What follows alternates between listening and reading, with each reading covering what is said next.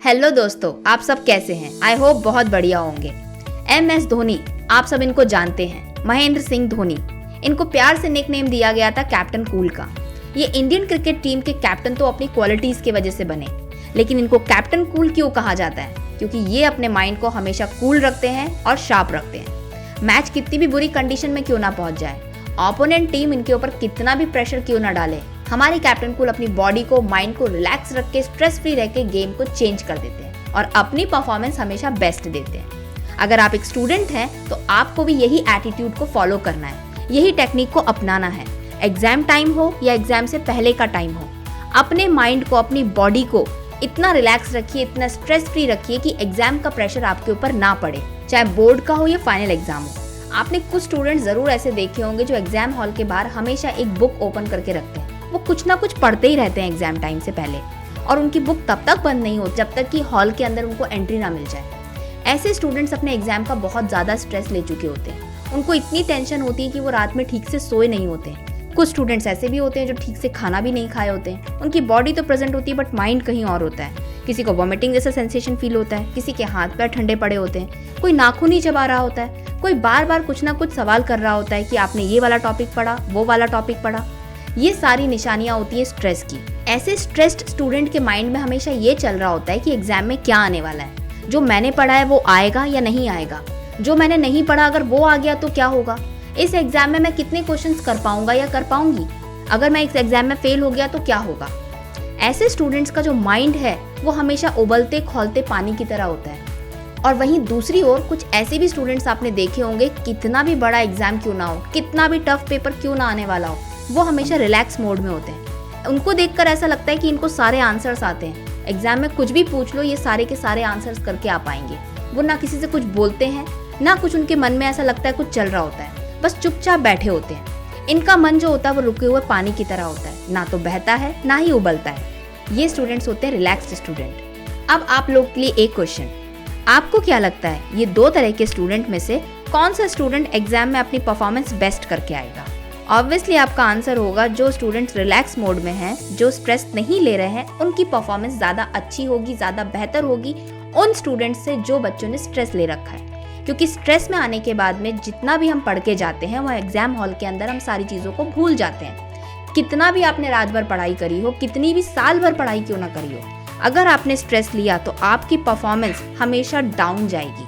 जैसे थोड़ा सा नमक किसी भी क्विजीन में एक टेस्ट लेकर आता है और ज़्यादा नमक उस क्विजीन को बर्बाद कर देता है, उसी तरीके से एग्जाम से पहले थोड़ा सा स्ट्रेस आपकी परफॉर्मेंस को बेस्ट कर सकता है, लेकिन ओवर स्ट्रेस आपकी परफॉर्मेंस को वर्स्ट भी कर सकता है।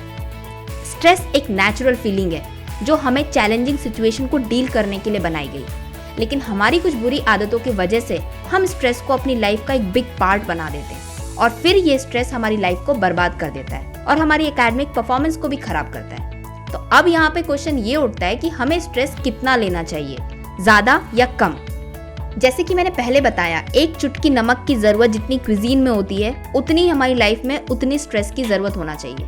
स्ट्रेस से आप अपने काम को बेहतर करने की कोशिश करोगे, लेकिन ज्यादा स्ट्रेस से आप अपने काम को खराब भी कर लोगे।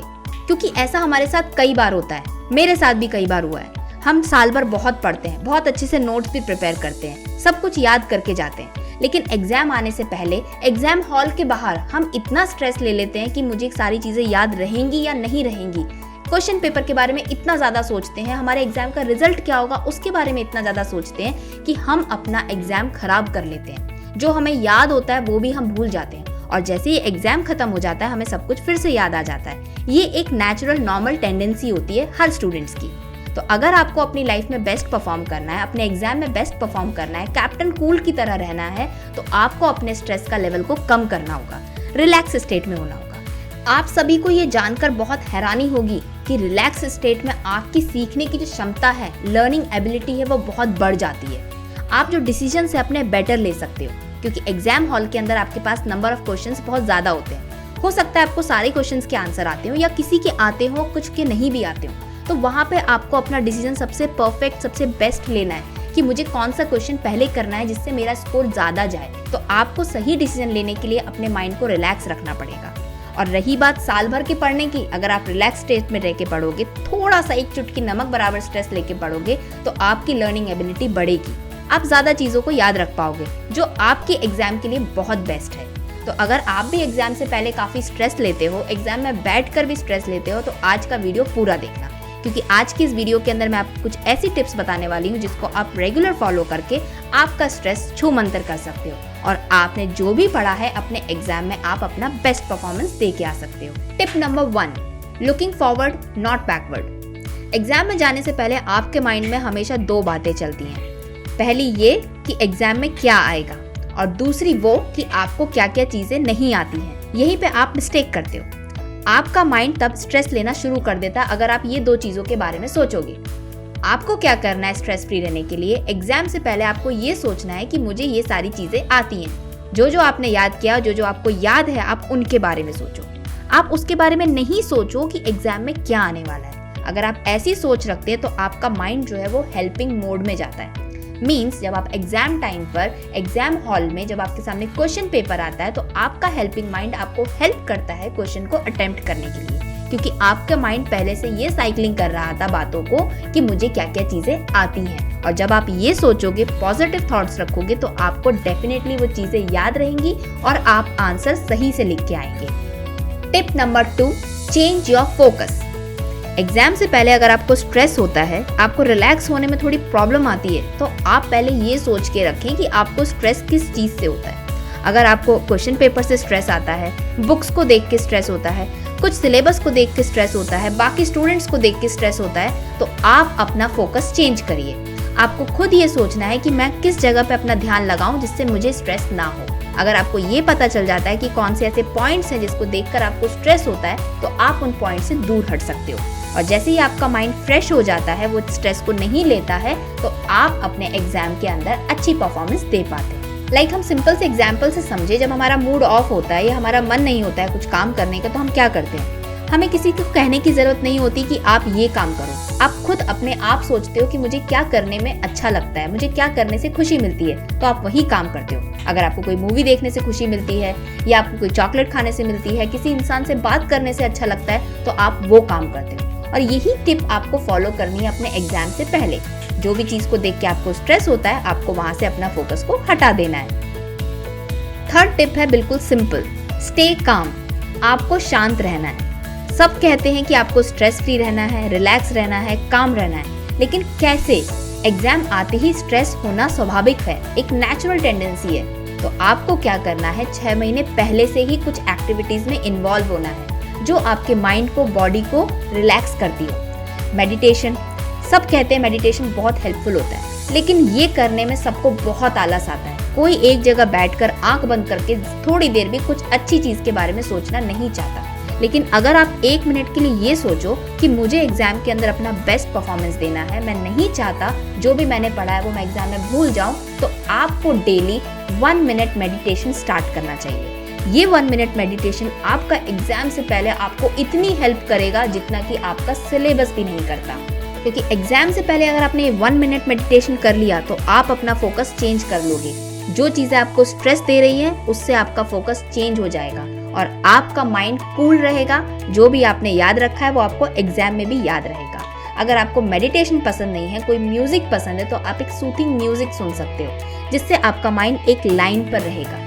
3rd है, आप कैजुअल वॉक ले सकते हो। सिंपल वॉकिंग करके भी आप अपने माइंड को रिलैक्स कर सकते हो। अगर ये तीनों चीजें भी आपको पसंद नहीं है तो मेरी तरफ से एक और आइडिया ये है, आप एक प्लेन पेपर पे एक पेंसिल से आप कुछ भी ड्रॉ कर सकते हो जो आपको पसंद है। ऐसा करने से क्या होता है, जो आपका माइंड है वो एग्जाम के बारे में, क्वेश्चन पेपर के बारे में, सिलेबस के बारे में सोचना छोड़ देता है और वो ध्यान लगाता है कि आप पेंसिल से कितना सुंदर ड्रॉ करना सीख रहे हैं। तो आपको इनडायरेक्टली काम रहने के लिए अपने फोकस को चेंज करना है और फोकस को चेंज करने के लिए आपको कोई ना कोई एक्टिविटी में इन्वॉल्व होना पड़ेगा जो आपको पसंद है। 4th टिप है जो बहुत ज्यादा अंडर एस्टिमेट करी जाती है, ब्रीथिंग एक्सरसाइज, क्योंकि ये सबसे ज्यादा इफेक्टिव होती है और बहुत पावरफुल है। अगर आप इसकी रेगुलर प्रैक्टिस करते हैं तो आप अपने आप को मैक्सिमम टाइम रिलैक्स मोड में रख सकते हैं। ब्रीथिंग एक्सरसाइज का सबसे पहले मीनिंग समझते हैं। ब्रीथिंग एक्सरसाइज का मतलब है कि आपको अपनी ब्रीथिंग प्रोसेस के ऊपर फोकस करना है। इनहेलेशन सांस को जब आप अंदर लेते हो, एक्सेल जब अपने सांस को बाहर निकालते हो। आप इन 2 चीजों के ऊपर अपना फोकस करिए, जिससे क्या होगा, आपकी जो रिदम है वो एक हो जाएगी। और जब हमारी बॉडी रिलैक्स स्टेट में जाती है ब्रीथिंग एक्सरसाइज से, तो हमारा माइंड ऑटोमेटिक रिलैक्स स्टेट में चला जाता है। और इस वीडियो की जो लास्ट टिप है, 5th टिप, जो सबसे इफेक्टिव है और मेरी फेवरेट है, थोड़ी बच्चों जैसी है, लेकिन आप एक बार ट्राई करके देखो, आपको जरूर अच्छा लगेगा। वो है आपको एग्जाम से पहले एक चॉकलेट को खाना है। क्योंकि एग्जाम से पहले हम घर से जब निकलते तो हमारी मम्मी हमें कुछ ना कुछ खिला के जरूर भेजती है। अगर आपका ब्रेकफास्ट हैवी होगा तो आपको एग्जाम टाइम पे लेजी फील होगा, आप चाह कर भी जल्दी नहीं लिख पाओगे। अगर आप बिल्कुल भी ब्रेकफास्ट नहीं खा कर जाओगे तो आपके पास में इतनी एनर्जी नहीं बचेगी कि जो आपने पढ़ा है, अच्छे से याद किया, आप उसको अच्छी राइटिंग में लिख सको। तो आपको कुछ ऐसा सब्स्टिट्यूट ढूंढना पड़ेगा जो आपको एनर्जी भी दे और आपको लेजीनेस भी नहीं लेकर आए। तो अगर आप एक चॉकलेट खाते हैं तो वो आपको फुल एनर्जी देता है, जिससे आपको इतनी एनर्जी मिल जाती है कि आप जो भी लिखना चाहते हो, जितना फास्ट लिखना चाहते हो, आप लिख सकते हो। और जब आपको प्यास लगती है तो आप सिंपल पानी पी सकते हो।